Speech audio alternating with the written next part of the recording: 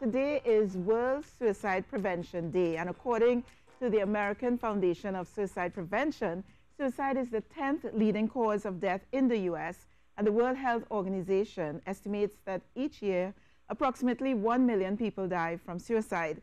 This is a global mortality rate of 16 people per 100,000, or one death every 40 seconds. It is predicted that by 2020, the rate of death will increase to one every 20 seconds. Guys, depression as a disease is real, which is why today, being World Suicide Prevention Day, we've decided to spend some time addressing this issue with a survivor as well as Dr. Ian Hippolyte. And later on in the program, we will speak with some folks from the Miss Teen Awareness Pageant. Welcome, Zakia. Hi, good morning, Lisa. Good morning, Zakia. You are a poet, spoken word artist. Yes. And you're also a survivor of depression. Yes, I am. And you're willing to share your story with us this morning in the interest of inspiring others who may be this morning waking up and saying, you know, I can't get out of bed today. You know, I need something to help me move just to live today. Tell us your story. Hi, I'm Zakia Gill. More or less, basically, I battled with depression for a very, very long time.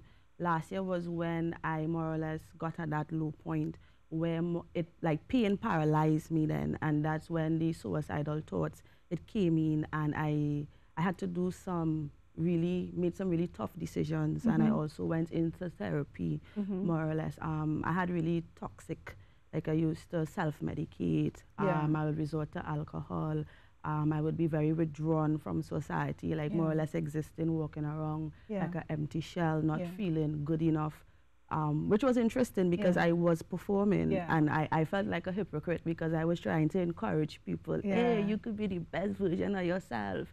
And then when I went home, I was battling with so much not enoughness inside of me, more or less. And do you feel like people expected that everything was okay because you are more or less a celebrity in your world? Right. Yeah? And that you're smiling and you're giving your all, but inside you're feeling like this is not me. Yeah, it's like I was wearing a mask, more or less. Yeah. Like I was projecting to the world, to social media, to people that I meet, you know, my friends, my family. Yeah, I'm okay, I'm fine, I think. And then when I would go home, when these lonely moments or periods, it would be like, it's the worst feeling ever.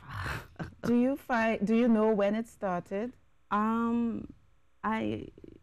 would say probably like in my teenage years, but I did not know the proper terminology that it was called depression, because let's be real, Lisa, it's so taboo in Trinidad, like you're depressed. Like Trinis, we are happy, we don't. What's your worry about? What's up, you know? So I did not know the proper terminology.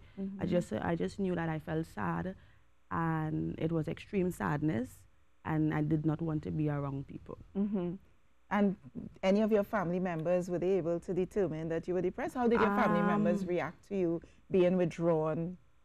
Or were you not withdrawn? Were you sort of living a double life then? I would say it's a double life because they would say, oh, she's just moody, she just in a zone, leave her, let her just, and she'll be especially okay. As a creative. Especially as a creative. It's like, yeah, she's just probably in her zone. But I don't, if they were aware, they never really, they'll ask if you're okay, and I'll be like, yeah, I'm cool. Just brush it off, more or less. But now that you've come face to face with it, when people ask you if you're okay, what do you say? I'm very honest now. I'll be like, if I'm okay, I'll be like, I'm okay. If I'm not okay, I'll be like, I'm really not okay, but I just need give me a few days, a few moments, let me just catch myself and I learn to be a little more honest with my feelings now. And you said that you resorted to therapy. What made you make that decision? Because not many people are able to take that step. More or less, I did not like how I felt. I knew something was wrong. I knew this, because I know myself, I am happy-go-lucky, full of vibe thing, and it was like a pole, like either I was extremely happy or I was extremely sad. And I did not like how I felt. And then when the thoughts of suicide came in, I was like, something definitely is not right. But initially, the first time therapy was a step. The first time I was supposed to go, I did not go. And then eventually when I did, and I think my first therapy session, I didn't say anything. Yeah. I just sat and be like, we could just wait it out. And how long did your therapy last?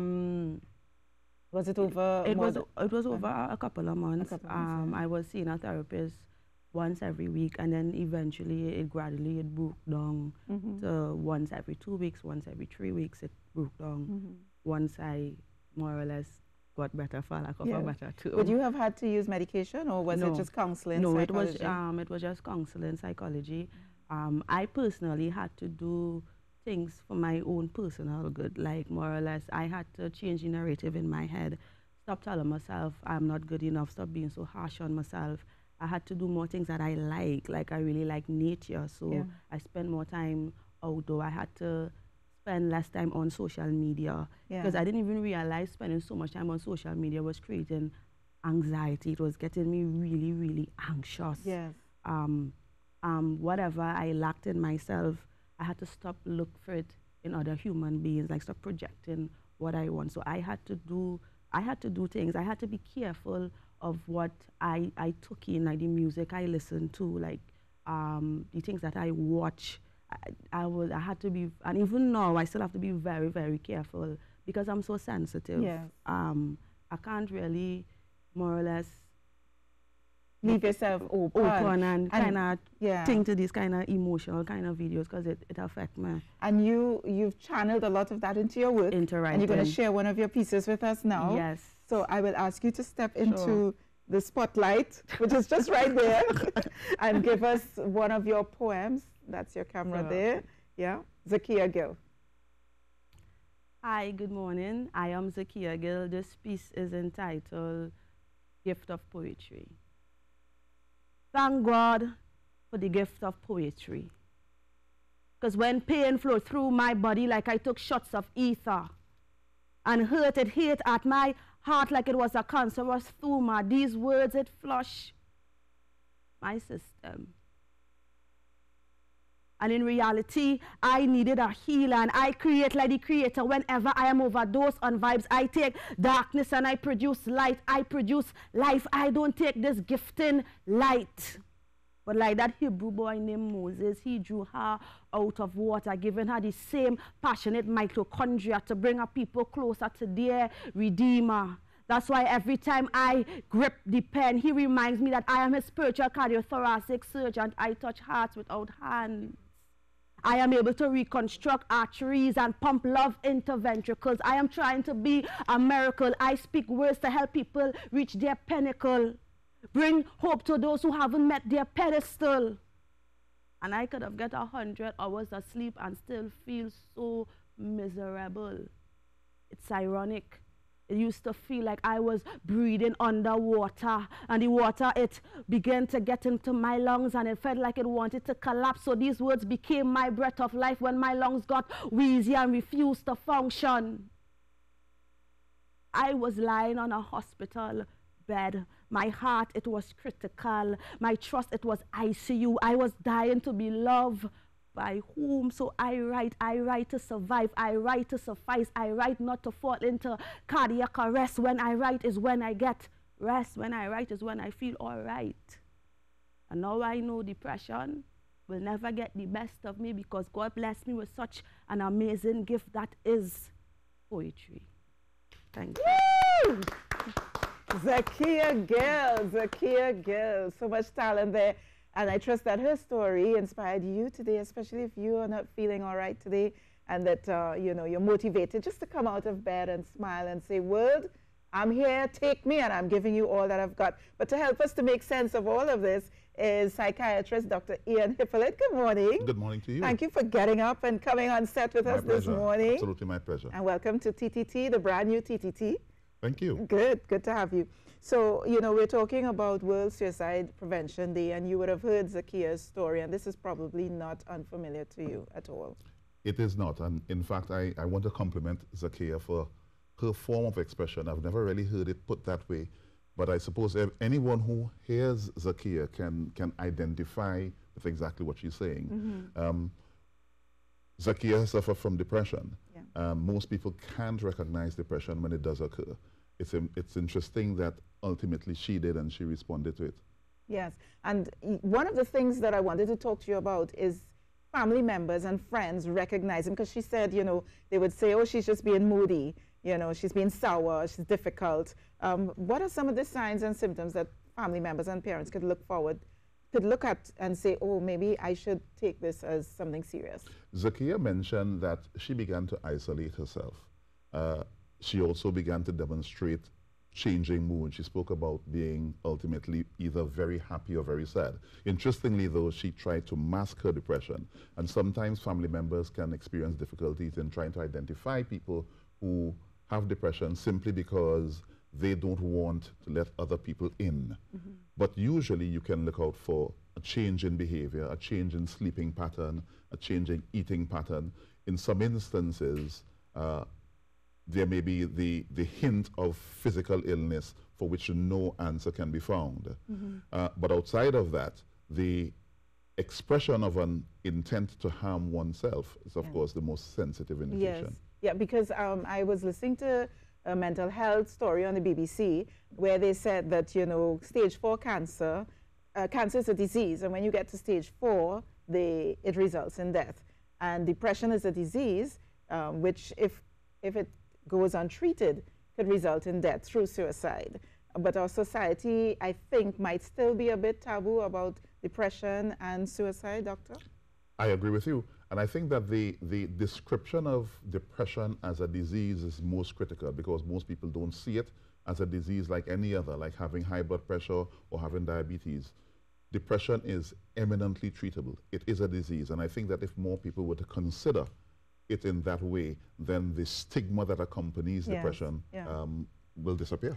We have to congratulate Zakia as well because she recognized the need to get help, to seek help, but not many people do that, and some people are even turned away. Their families may say, no, no, no, that's not for you. What do you say to them? Again, I say that depression is eminently treatable. Yeah.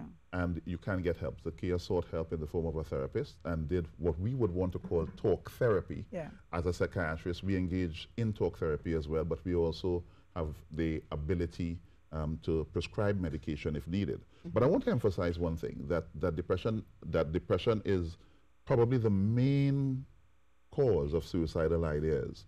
But in addition to that, you can have people who are psychotic, people who have psychotic illnesses. Yeah. People may hear voices that are actually telling them to harm themselves. They may not actually be depressed, but they're responding to hallucinations, for example.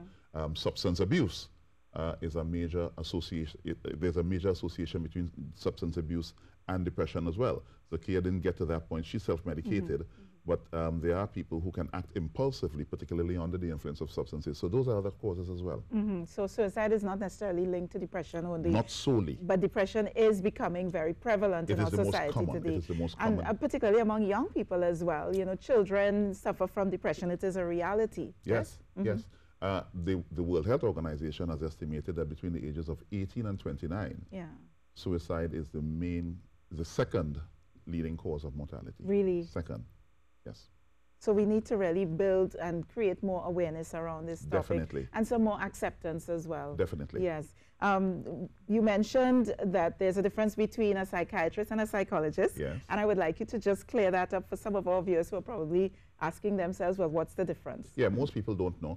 I like to say that we have points of intersection. There are things that we do in common.